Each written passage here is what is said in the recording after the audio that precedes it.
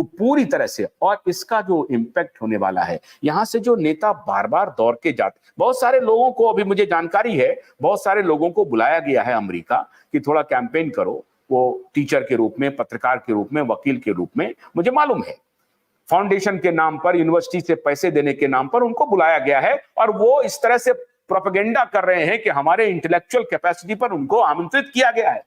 ये ध्यान रहे, उनकी कोई इंटेलेक्चुअल कैपेसिटी नहीं है, they are slaves in fact, और उनको वहां पर बुलाया गया है। ये फाउंडेशन बुलाते हैं, यूनिवर्सिटी के फाउंडेशन बुलाते हैं, और ये पूरा का पूरा तंत्र जो है, ये लेफ्ट लिबरल का जो पूरा जंजाल पूरे दुनिया में फैला हुआ है, उसका प्रतिनिधित्व ये बाइडेन कर रहे थे। अब बाइडेन की दाल गलने वाली नहीं है, ट्रंप आ गए, और ट्रंप ने पिछली बार जो गलती की थी, मैं आपको दावे के साथ कहता हूं कि इस बार ट्रंप वो गलती नहीं करेंगे। एक सेंसिबल बिजनेसमैन है इस बार। मैं पूरा ब्राउनी पॉइंट उनको देने के लिए चक्कर में नहीं हूं, और नहीं मैं ब्राउनी पॉइंट अब बनाना चाहता हूं, लेकिन एलन मस्क ने जिस प्रकार से कोविड के दौरान ट्विटर को खरीदा, अगर एलन मस्क एक्स को नहीं खरीदा होता तो ये बात, इस महामारी का पाप जिन लोगों ने किया था वो प्रकाश में नहीं आता, वो दुनिया जानती नहीं। हम लोग तो लड़ाई लड़ रहे थे, लेकिन जिस प्लेटफॉर्म से लड़ रहे थे वो पूरा का पूरा प्लेटफॉर्म इन सोरोस के गैंग ने, रॉकफेलर के गैंग ने, चाटुकारों ने और गेट्स के दलालों ने खरीद रखा था। इन्होंने दुनिया की सरकारों को खरीद रखा था, इन्होंने डब्ल्यूएचओ को खरीद रखा है। डब्ल्यूएचओ को तो पूरा फाइनेंस करता है, वर्ल्ड इकोनॉमिक फोरम बनाता है, और उसमें आधार पूनावाला जैसे घोड़ा वाला दलाल ये वहां पर जाकर के अपने को चैंपियन बनाता था। भारत सरकार को पैसा फेंक करके पद्मश्री लेता था, हमारी सरकार उसके साथ हॉबनॉबिंग कर रही थी, और इसीलिए 11th आवर में एलन मस्क ने भारत का दौरा कैंसिल कर दिया, क्योंकि एलन मस्क को पता चल गया था कि भारत के सिस्टम में गेट्स के मोल, गेट्स के दलाल, गेट्स के जासूस बैठे हुए हैं, मिनिस्ट्री ऑफ हेल्थ में, मिनिस्ट्री ऑफ एजुकेशन में, मिनिस्ट्री ऑफ डिफेंस में, हर जगह, मिनिस्ट्री ऑफ फाइनेंस में। आप कल्पना कर सकते हैं बिल गेट्स की क्या हैसियत है भारत के रिजर्व बैंक के गवर्नर से मिलने की। वो आता है और सीधे रिजर्व बैंक के गवर्नर से मिलता है, और उसके बाद यहां पर योजनाएं बननी शुरू हो जाती हैं। डिजिटल करेंसी को लेकर के जिस प्रकार के कृत्य इन्होंने किए हैं, उसके जो साइड इफेक्ट्स हैं वो ये लोग करना चाहते थे। डिजिटल करेंसी कोई बुरी बात नहीं है, कोई भी जो टेक्नोलॉजी है, कोई भी जो इनोवेशन है, वो बुरी बात नहीं है, लेकिन उसको अपने हित के लिए ये लोग प्रयोग करना चाह रहे थे। आपको डिजिटली अरेस्ट कर लिया जाएगा। कल को अगर ब्लैकआउट अगर हुआ, सिस्टम का ब्लैकआउट हुआ, तो आप डिजिटली अरेस्ट हैं। एयरपोर्ट पर आप पैसा नहीं निकाल सकते, ट्रेन में पैसा नहीं निकाल सकते, घरों में पैसा नहीं निकाल सकते, और आप एक दिन के लिए, 2 दिन के लिए अगर आपको अरेस्ट कर लिया गया तो खत्म हो गया। ये सारे लूप होल्स हैं, लेकिन उस पर बात कभी और। अभी बात सिर्फ कि ट्रंप ने जो चुनाव जीता है, इसका महत्व भारत के रेफरेंस में बहुत बड़ा है। भारत में जो एक माफिया चल रहा है, गैंग, जो भारत को जाति के नाम पर तोड़ने का धंधा कर रहा है, और उसी प्रकार से मैं रिलीजियस जो फंडामेंटलिज्म है, मैं उसको बिल्कुल समर्थन नहीं करता हूं, लेकिन जाति के नाम पर और रिलीजियस ऑर्थोडॉक्स के नाम पर एक पूरा जो गैंग है, जो समूह है, जो यूनिवर्सिटी में है, जो मीडिया में है, जो ब्यूरोक्रेसी में है, जो जुडिशरी में है, वकील के वेश में है, जज की वेश में है, प्रोफेसर की वेश में है, पत्रकार की वेश में है, पुलिस के वेश में है, इंटेलिजेंस एजेंसी में है, उनका स्रोत खत्म हो गया। ये जो सोरोस $1000 of dollars लेकर के बैठा हुआ है, $millions of dollars, $billions of dollars लेकर के कि एशियन कॉन्टिनेंट को तबाह करेगा, वो खत्म हो गया। सोरोस अब माला जपते रहे। सोरोस को अमेरिका से भागना पड़ेगा, नहीं तो सीधा शरणागत होना पड़ेगा। और ट्रंप को मालूम है कि भारत से दुश्मनी अच्छी नहीं होगी। भारत उसका स्वाभाविक पार्टनर है, और अमेरिका की डिप्लोमेसी भी ये कहती है। लेकिन एक और बात है कि चाइना के खिलाफ, और मैं समझता हूं कि चाइना के खिलाफ जो अमेरिका का स्टैंड लेना पड़ा, वो लेना चाहिए था ट्रंप को, जो शुरू में लिया उन्होंने। चाइना के साथ यही लोग हॉबनॉबिंग करता है, यही गैंग करता है। पूरा EcoHealth Alliance, Wuhan Institute of Virology आपको मालूम होगा, और ये NIH, और ये ओबामा, ये सबका एक पूरा सीरीज लगा हुआ है यहां से वहां तक। ये सब मिलकर के खेल करता है और वक्त आने पर कह देता है कि चाइनीज तो जो है वो विश्वास के लायक नहीं है। इन्होंने नैरेटिव क्रिएट किया, अमेरिकन ने कभी भी भारत और चाइना को एक होने ही नहीं दिया, कभी भी नहीं होने दिया। जबकि बहुत सारी चीजों में भारत और चाइना अगर एक हो जाए, इकट्ठा हो जाए, तो रूस भी सामने साथ में आएगा और बहुत बड़ा एक पावर सेंटर बनेगा पूरे देश, पूरी दुनिया में, जिसके ऊपर कि भारत की डिप्लोमेसी अब काम कर रही है। पहली बार ऐसा इतिहास में हुआ है जब चाइनीज फोर्सेस ने अपने आप को विड्रॉ किया है LAC से, लाइन ऑफ कंट्रोल से, और अब वहां से बाहर गया है। ये पहली बार ऐसा हो रहा है। तो ये जो अमेरिकन नैरेटिव चलता था कि चाइना भारत का स्वाभाविक दुश्मन है और भारत और चाइना के बीच में दोस्ती कभी होने ना पाए, और उस बीच में ही पाकिस्तान को रखता है और पाकिस्तान के सहारे पूरा डिस्प्यूट क्रिएट करता रहता है। हम उम्मीद करते हैं कि भारत और चाइना के बीच भी संबंध बेहतर होंगे ट्रंप के आने के बाद। और ट्रंप, रसिया, भारत, चाइना और इजराइल तो कहीं जाने वाला है नहीं, इनको भी साथ में आना पड़ेगा। अब रही बात, ये जो यूरोपियन कंट्रीज है जो खुद ही अभी परेशानी से गुजर रहा है, एक खास तरह के सेक्ट को बढ़ावा देने का क्या नतीजा हुआ फ्रांस में आपने देख लिया। इंग्लैंड तो पूरी तरह से कब्जा हो चुका है, इंग्लैंड का कोई लेना देना नहीं है, कुछ नहीं है इंग्लैंड आज के दिन में। इंग्लैंड को कोई सीरियसली अब ले नहीं रहा है, वो कोई सुपर पावर नहीं बचा है, कुछ नहीं, खत्म है इंग्लैंड।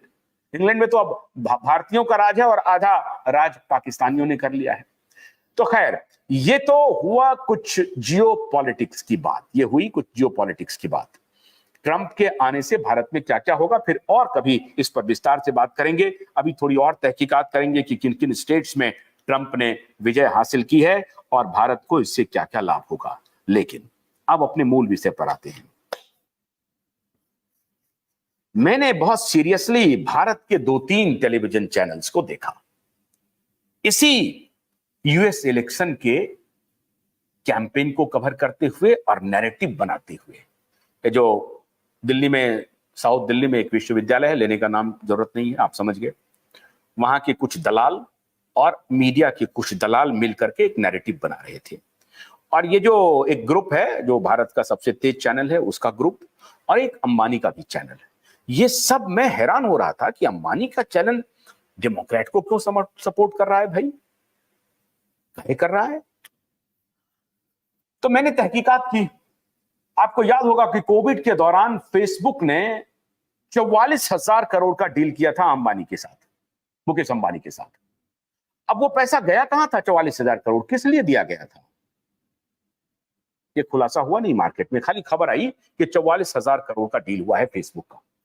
फेसबुक ने स्वीकार किया है अपने यहां कि मेरे ऊपर डीप स्टेट का दबाव रहता है। डीप स्टेट मतलब वहां की इंटेलिजेंस एजेंसी और बड़े बड़े फार्मा प्रेमिसेस और बड़े बड़े हथियार की जो बड़ी बड़ी कंपनियां हैं उसका, और खास तौर से अमेरिकी इंटेलिजेंस एजेंसी का, अमेरिकी डिफेंस का।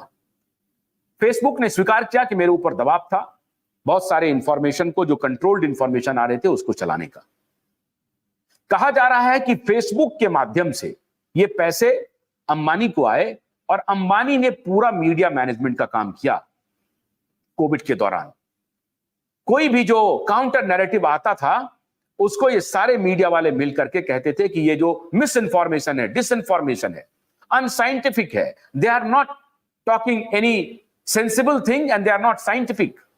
ये कह करके ये लोग उसको डंप करते थे और बड़े बड़े ऑर्गेनाइजेशन इसमें शामिल थे। ये अंबानी का भी नेटवर्क इसी में शामिल था। बाद में अंबानी के नेटवर्क को समझ में आया, जो उनके अंदर जो कुछ पत्रकार थे वो कुछ रेसिस्ट करते थे, वो काम करते थे। अभी जो सबसे बड़ा गाज गिरने वाला है, और मैं इसलिए बहुत खुश हूं, आप ये मत कहिएगा कि भारत का स्वदेशी स्वदेशी स्वदेशी का नाटक बंद कर दीजिए। ये कोई स्वदेशी वदेशी नहीं है। ये सामने में ये ट्रेडर्स हैं, इंडियन बिजनेसमैन आर ट्रेडर्स। ये सामने में ये रहते हैं, पैसा किसी और का लगा रहता है। आप समझिए बात को। इसीलिए 3 बजे जो मेरा लाइव है सहारा के ऊपर, उस पर मैं इसके दूसरी बात करूंगा कि सहारा इन लोगों से कैसे अलग था। ये लोग सामने में रहते हैं, पैसा किसी और का होता है, और यही काम, ये धंधा चल रहा था। अब इन लोगों का बाप आ रहा है। जिस टेक्नोलॉजी के माध्यम से देश में इन लोगों ने लूट मचाई, फर्जीवाड़ा किया, आज भी आप कहीं जा रहे हैं, आपको इंटरनेट मिलेगा नहीं, घर से बाहर जाएंगे वाईफाई नहीं मिलेगा, जो स्पीड ये कमिट करेगा वो स्पीड नहीं मिलेगा, कनेक्टिविटी आपको नहीं मिलेगी, पैसा आपको देते रहना पड़ेगा, और 30 दिन से घटाकर 29 दिन से घटाकर बिलिंग साइकिल 28 दिन। ये 28 दिन का बिलिंग साइकिल करते करते करते करते क्या हुआ, 12 दूना 24। इसका मतलब एक महीने का 13 महीने का ये आपसे बिलिंग करते हैं, 13 महीने का ये बिलिंग करते हैं टेलीकॉम कंपनियां। ये जो टेलीकॉम कंपनियां जिस प्रकार से आपको लूट रही है, प्रत्येक दिन धोखा दे रही है, आपको एक्सप्लॉइट कर रही है। ये जो अंबानी का तो जियो था, जियो जब आया था तो इन्होंने एक्सप्लॉइट करना शुरू कर दिया, पहले फ्री में दिया, और मैं हैरान हूं, इस देश के प्रधानमंत्री ने जियो का प्रचार प्रसार किया था, जियो का प्रचार प्रसार किया था इस देश के प्रधानमंत्री ने। आप जरा वो दिन देखिए जो दौर था पेजर का, लैंडलाइन का, टेलीफोन बूथ का, वहां से मामला ट्रेवल करते करते पेजर, फिर पेजर के बाद मोबाइल हैंडसेट जिसमें टेक्स्ट मैसेज शुरू हुआ, फिर ये वीडियो मोबाइल आया जिसमें वीडियो मैसेज शुरू हो गया, और फिर उसके बाद कॉल्स आने शुरू हो गए, मतलब वीडियो कॉल शुरू हो गए, फेसबुक के माध्यम से, टेलीग्राम के माध्यम से, व्हाट्सएप के माध्यम से, बहुत सारे ऐप आ गए जिससे आप कॉल कर सकते हैं, नॉर्मल कनेक्टिविटी जरूरत नहीं है, लेकिन वहां भी इंटरनेट जरूरी हो गया। तो आप इधर से नाक पकड़े, इधर से नाक पकड़े, बात बराबर हो गई, आपको टेलीकम्युनिकेशन की कंपनी जो है उसके ऊपर डिपेंडेंट रहना ही पड़ेगा, और इसी का टेलीकॉम कंपनियों ने बेजा इस्तेमाल किया, और पिछले 15-20 वर्षों से ये कंपनियां लूट रही हैं।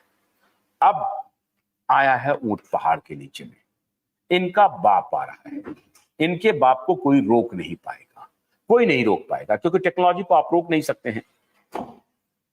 6445 सैटेलाइट को 550 किलोमीटर के एयर स्पेस में, अंतरिक्ष में छोड़ करके स्टैब्लिश कर दिया, और 42,000 सैटेलाइट अभी और आएंगे।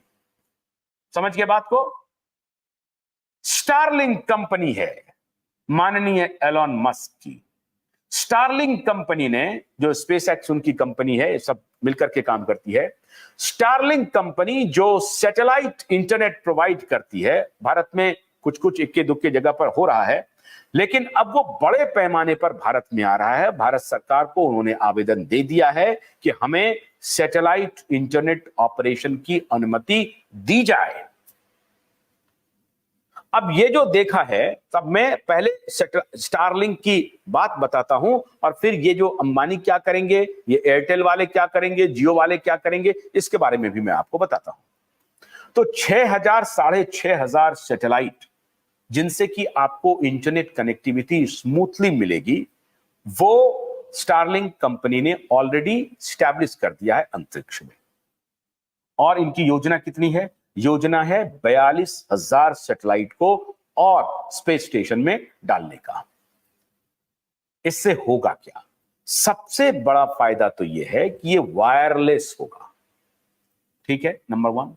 नंबर 2, ठंड में जाएं, तूफान में जाएं, गर्मी में जाएं, राजस्थान के मरुस्थल में चले जाएं, हिमालय की तराई में चले जाएं, जहां बर्फ जम रहा है वहां चले जाएं, गुलमर्ग चले जाएं, भारत के रेफरेंस में मैं बोल रहा हूं, गुलमर्ग चले जाएं, नॉर्थ ईस्ट चले जाएं, किसी भी जगह चले जाएं, नदी में चले जाएं, कहीं चले जाएं, समुद्र के किनारे हो, तूफानों में हो, 90-95 किलोमीटर के रफ्तार से अगर तूफान कहीं पर आ रहा है, वैसी स्थिति में भी आपका इंटरनेट चलता रहेगा। क्या आपको मालूम है, बहुत सारे एयरलाइंस में, जो अमेरिकन एयरलाइंस अभी भी जो भारत आते हैं, उसमें आपको इंटरनेट एक्सेसिबिलिटी मिलती है, लेकिन भारत में जो डोमेस्टिक एयरलाइंस है उसमें आपको कुछ नहीं मिलेगा, आपको कह दिया जाएगा मोबाइल स्विच ऑफ कर लीजिए। तो ये टेक्नोलॉजी का हमारे यहां इन्होंने अपग्रेड किया नहीं है। वो अपग्रेड क्यों नहीं होता है, उसके पीछे बहुत बड़ा झोल है, उसमें बाद में बताएंगे आपको। भारत की जो एयरलाइंस कंपनियां हैं वो टेलीकम्युनिकेशन से बात उस प्रकार से कर नहीं रही हैं, लेकिन अगर आप अमेरिका के कोई भी जो एयरलाइंस आती है भारत, या उसमें जो इंडियन एयरलाइंस का जो जाता है, उसमें आपको इंटरनेट की कनेक्टिविटी है, इंटरनेट की सुविधा मिलती है। लेकिन आप डोमेस्टिक एयरलाइंस में अगर आप यात्रा करेंगे तो आपको इंटरनेट का एक्सेस नहीं मिलेगा। लेकिन स्टारलिंक के आने के बाद क्या क्या होगा? स्टारलिंक जैसे आएगा, आपको इन पर उन आपके ऊपर प्रकृति का कोई प्रभाव नहीं पड़ेगा उस तरह की आपदा में भी, मतलब 90-95 किलोमीटर के तूफान में भी आपको ये स्पीड मिलता रहेगा, कनेक्टिविटी मिलती रहेगी। ऑन द गो आप ट्रेवल कर रहे हैं, बहुत स्पीड से कर रहे हैं, 150